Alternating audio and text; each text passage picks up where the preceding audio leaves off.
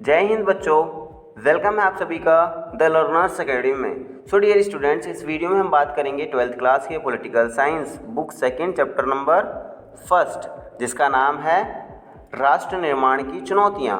और इसमें हम सभी 1 मार्क्स के इम्पोर्टेंट एमसीक्यू प्रश्न डिस्कस करने वाले हैं, तो वीडियो को एंड तक जरूर देखना। चलिए वीडियो को स्टार्ट करते हैं बिना देरी किए हुए। प्रश्न नंबर 1, आज़ादी के समय भारत में कितने रजवाड़े थे, या फिर आप इनको रजवाड़े की जगह अगर देसी रियासत आ जाए तो भी आंसर सेम ही होगा। ठीक है बच्चों, तो ऑप्शन 1 दे रखा है 300 रजवाड़े, ऑप्शन 2 450 रजवाड़े, ऑप्शन 3 565, ऑप्शन 4 500। तो जिसका सही आंसर हो जाएगा वो ऑप्शन नंबर 3 हो जाएगा सही। 565 देसी रजवाड़े थे या फिर देसी रियासतें थी भारत में आज़ादी के समय। देख सकते हो यहाँ पर जो नीले नीले कलर का मैप में दिख रहा है आपको, ये थे देसी रजवाड़े। और जो आप ऑरेंज कलर में देख पा रहे हो ये जो है यहाँ पर ब्रिटिश का शासन था। ठीक है। प्रश्न नंबर 2, स्वतंत्र भारत के प्रथम उप प्रधानमंत्री और गृह मंत्री कौन थे? Option 1 Mahatma Gandhi, option 2 Pandit Jawaharlal Nehru, option 3 Sardar Patel जी, ऑप्शन 4 डॉक्टर भीमराव अम्बेडकर। तो जो इसका सही आंसर है बच्चों वो ऑप्शन नंबर 3 सरदार पटेल जी, जो थे भारत के प्रथम उप प्रधानमंत्री और गृह मंत्री थे। ठीक है, पिक्चर से भी आप लोग समझ सकते हो। प्रश्न नंबर 3, स्टैचू ऑफ यूनिटी की प्रतिमा किससे संबंधित है, हमें ये बताना है। तो देखो, पहला महात्मा गांधी, पंडित जवाहरलाल नेहरू, सरदार पटेल जी या लाल बहादुर शास्त्री। तो इसका जो सही आंसर है ऑप्शन नंबर 3 हो जाएगा। जो सरदार पटेल जी हैं उनसे संबंधित है स्टैचू ऑफ यूनिटी, क्योंकि उन्हीं की प्रतिमा बनाई गई है। ठीक है, देखो यहाँ पर यह है स्टैचू ऑफ यूनिटी। अगर पूछा जाए स्टैचू ऑफ यूनिटी कहाँ पर है, तो बच्चों ये है गुजरात में। कहाँ पर है? गुजरात में। ठीक है। प्रश्न नंबर 4, सबसे पहले किस रजवाड़े ने अपने आप को आज़ाद रखने की घोषणा की थी?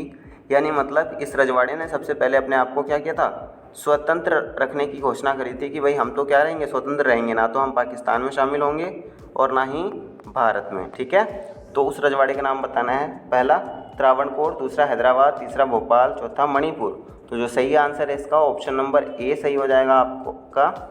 जो त्रावणकोर है वो पहला रजवाड़ा था जिसने भारत संघ में विलय होने से मना कर दिया था और खुद को आज़ाद रखने की घोषणा की थी। ठीक है बच्चों। प्रश्न नंबर 5, भारत और हैदराबाद के बीच नवंबर 1947 में यथास्थिति को बहाल करने के लिए एक समझौता किया गया था, वो कितने वर्षों का था, हमें ये बताना है। तो ऑप्शन 1 2 वर्षों का, ऑप्शन 2 3 वर्षों का, ऑप्शन 3 4 वर्षों का, ऑप्शन 4 1 वर्ष का। तो जो इसका सही आंसर है बच्चों वो ऑप्शन ए हो जाएगा। 1 वर्ष के लिए क्या किया गया था? भारत और हैदराबाद के बीच में क्या किया गया था? समझौता किया गया था। अच्छा, क्या आप बता सकते हो हैदराबाद का शासक कौन था? तो इसको कहते हैं बच्चों निज़ाम। क्या कहते थे? निज़ाम। ठीक है। प्रश्न नंबर 6, भारत का वह स्थान जहां पर पहली बार सार्वभौमिक वयस्क मताधिकार के सिद्धांत पर को अपना करके चुनाव कराए गए थे, हमें ये बताना है। तो ये कब हुआ था सबसे पहली बार, ये हमें बताना है। तो option 1 Manipur, option 2 Hyderabad, option 3 Travancore, या इनमें से कोई नहीं। इसका सही आंसर है बच्चों ऑप्शन नंबर 1 है, जिसका नाम है मणिपुर। ठीक है, यहाँ पर देख सकते हो मैंने मैप भी लगा रखा है मणिपुर का। तो मणिपुर है जहाँ पर सबसे पहले सार्वभौमिक वयस्क मताधिकार के सिद्धांत को अपना करके वहाँ पर क्या किया गया थे? चुनाव कराए गए थे भारत में विलय करने के लिए। ठीक है। प्रश्न नंबर 8, भारत में राज्य पुनर्गठन आयोग की स्थापना कब हुई थी, हमें ये बताना है बच्चों। Option 1 1953, option 2 1952, option 3 1956, option 4 1960। जो इसका सही आंसर है बच्चों ऑप्शन 1 हो जाएगा। 1953 में क्या हुआ था? राज्य पुनर्गठन आयोग की क्या की गई थी? स्थापना की गई थी बच्चों। ठीक है। और अगर पूछा जाए इसने अपनी रिपोर्ट कब सौंपी थी, तो इसने रिपोर्ट अपनी 1956 में दी थी। ठीक है, और जिसके अंदर कितने राज्य थे बच्चों? 14 राज्य थे। ठीक है, और 6 केंद्र शासित प्रदेश थे। ठीक है, क्या थे? 6 केंद्र शासित प्रदेश थे। ठीक है बच्चों। किस नेता की मृत्यु अनिश्चितकालीन भूख हड़ताल पर बैठने से 56 दिन के बाद हो गई थी, हमें ये बताना है। तो ये जो नेता थे इनका नाम था पोट्टी श्री रामुलु। ठीक है, और ये कहाँ के थे? तो ये आंध्र प्रदेश के थे। कहाँ के थे? आंध्र प्रदेश के थे, क्योंकि वहीं पर सबसे पहले क्या हुआ था? भाषा के आधार पर राज्य बनाने की मांग की गई थी और उस आंदोलन की अगुवाई कर रहे थे। अगर ये पूछा जाए किस पार्टी के थे तो ये कांग्रेस पार्टी के थे। ठीक है, चलिए प्रश्न नंबर 10, भारत के आज़ादी के बाद उसके सामने कौन कौन सी समस्याएं थी, हमें ये बताना है। ऑप्शन 1 राष्ट्र निर्माण की चुनौती, ऑप्शन 2 लोकतंत्र की स्थापना की चुनौती, ऑप्शन 3 आर्थिक विकास की चुनौती, ऑप्शन 4 उपरोक्त सभी। तो जो इसका सही आंसर है बच्चों वो चौथा हो जाएगा, उपरोक्त सभी। ये क्या थी, भारत के सामने आज़ादी के वक्त चुनौतियाँ थी। ठीक है, प्रश्न नंबर 11, विभाजन या फिर बंटवारे को रचनाकारों ने किस जुमले से अभिव्यक्त किया था, ये बताना है। यानी मतलब वो जो उस समय रचनाकार थे, जो रचनाएं लिखते थे अपनी, उन्होंने बंटवारे को एक जुमले से अभिव्यक्त किया था, वो जुमला बताना है आपको।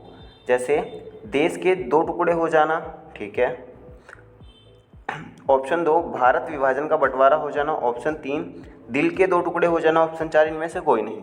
तो जो इसका सही आंसर है वो ऑप्शन नंबर 3 है बच्चों, दिल के दो टुकड़े हो जाना। भारत और पाकिस्तान का जो विभाजन हुआ था उसको रचनाकारों ने इस जुमले से प्रकाशित किया था कि जो दिल है उसके दो टुकड़े हो चुके हैं अब। ठीक है, प्रश्न नंबर 7, भाषा के आधार पर राज्य बनाने की मांग के लिए आंदोलन सबसे पहले किस राज्य में हुए, हमें ये बताना है। यानी मतलब सबसे पहले वो आंदोलन कहाँ पर हुआ था भाषा के आधार पर राज्य बनाने के लिए। Option 1 Punjab, option 2 Maharashtra, option 3 Andhra Pradesh, option 4 Assam. तो जो सही आंसर है बच्चों ऑप्शन नंबर 3 है आंध्र प्रदेश। ठीक है, मैप में भी मैंने लगा रखा है, तो आप लोग समझ सकते हो कि आंध्र प्रदेश वो राज्य पहला था जहाँ पर सबसे पहले आंदोलन हुए थे कि भाषा के आधार पर राज्य का गठन किया जाए। ठीक है, प्रश्न नंबर 12, गांधी जी की मृत्यु कब हुई थी, हमें यह बताना है। तो गांधी जी की मृत्यु हुई थी बच्चों 30 जनवरी 1948 को। प्रश्न नंबर 13, भारत विभाजन के बारे में निम्नलिखित में से कौन सा कथन गलत है, हमें यह बताना है। पहला, भारत विभाजन द्विराष्ट्र सिद्धांत का परिणाम था, बिल्कुल सही है ये। दूसरा, धर्म के आधार पर दो प्रांत पंजाब और बंगाल का बंटवारा हुआ था, ये भी बिल्कुल सही है। तीसरा, पूर्वी पाकिस्तान और पश्चिमी पाकिस्तान में संगति नहीं थी, हाँ बिल्कुल, ये दोनों बहुत दूर दूर थे, ये पास पास तो नहीं थे। चौथा, डी, विभाजन की योजना में यह बात शामिल थी कि दोनों देशों के बीच आबादी की अदला बदली होगी, ये बात जो है ये क्या है, गलत है। ऑप्शन नंबर डी जो है वो आपका गलत हो जाएगा। ठीक है, क्योंकि अदला बदली की कोई बात नहीं हुई थी उस समय। प्रश्न नंबर 14, रिक्त स्थानों की पूर्ति कीजिए। 1, भारत के प्रथम प्रधानमंत्री पंडित जवाहरलाल नेहरू द्वारा 14-15 अगस्त 1947 की मध्यरात्रि को संविधान सभा के विशेष सत्र में दिया गया भाषण, ठीक है, डैश के नाम से जाना जाता है। तो ऑप्शन इसमें क्या भरा जाएगा, भाग्य वधू से चिर प्रतिष्ठित भेंट या फिर ट्रस्ट विद डेस्टिनी के नाम से इनके भाषण को जाना जाता है। ठीक है, दूसरा है हमारे पास, भारत का संविधान डैश को बनकर तैयार हुआ और इसी दिन इस पर हस्ताक्षर हुए। तो भारत का संविधान बच्चों 26 नवंबर, ठीक है, 1949 को बनकर तैयार हुआ था और इसी दिन इस पर हस्ताक्षर भी हुए थे। ठीक है, तीसरा है हमारे पास, भारत के संविधान को डैश को लागू किया गया था। ठीक है, तो इसको लागू किया गया था बच्चों 26 जनवरी 1950 को। ठीक है, भारत का संविधान लागू हुआ था। डैश भारत के प्रथम गवर्नर जनरल बने थे। तो सी गोपालाचारी जो थे भारत के वो प्रथम गवर्नर जनरल बने थे। पांचवा, हैदराबाद को भारतीय संघ में डैश को शामिल किया गया। तो इसका जो आंसर हो जाएगा सितंबर 1948 में जो था हैदराबाद को भारतीय संघ में शामिल किया गया था। ठीक है बच्चों, ये कुछ हैं रिक्त स्थान जिनको मैंने आपको बताया, आप लोग अच्छे से कर लेना। प्रश्न नंबर 15, निम्न में से किसे सीमांत गांधी के नाम से जाना जाता है, हमें ये बताना है। Option A Mahatma Gandhi, B Jawaharlal Nehru, C Khan Abdul Ghaffar Khan, D Sardar Vallabh Bhai Patel. तो जो इसका सही आंसर है ऑप्शन नंबर सी है, खान अब्दुल गफ्फार खान को सीमांत गांधी के नाम से जाना जाता है। ठीक है, इन्होंने क्या किया था, भारत विभाजन का विरोध किया था और द्विराष्ट्र सिद्धांत का भी विरोध किया था। ठीक है बच्चों, प्रश्न नंबर 16, निम्न में से किसने रजवाड़ों के शासकों को भारतीय संघ में शामिल होने के लिए या फिर उन्हें मनाने और समझाने में ऐतिहासिक भूमिका निभाई थी। ठीक है। जो रजवाड़ा के राजा थे, शासक थे, उनको शामिल करने के लिए मनाया था, उनका नाम बताना है हमें। पहला महात्मा गांधी, दूसरा जवाहरलाल नेहरू, तीसरा खान अब्दुल गफ्फार खान, चौथा सरदार वल्लभ भाई पटेल। तो ऑप्शन नंबर जो डी है 4 है वो क्या हो जाएगा, आपका सही आंसर हो जाएगा। सरदार वल्लभ भाई पटेल ने इसमें अपनी ऐतिहासिक भूमिका निभाई थी, ठीक है, रजवाड़ों को शामिल करने के लिए। प्रश्न नंबर 17, निम्न में से किन दो रजवाड़ों ने आज़ादी के समय भारत अथवा पाकिस्तान के साथ मिलने से इनकार कर दिया था।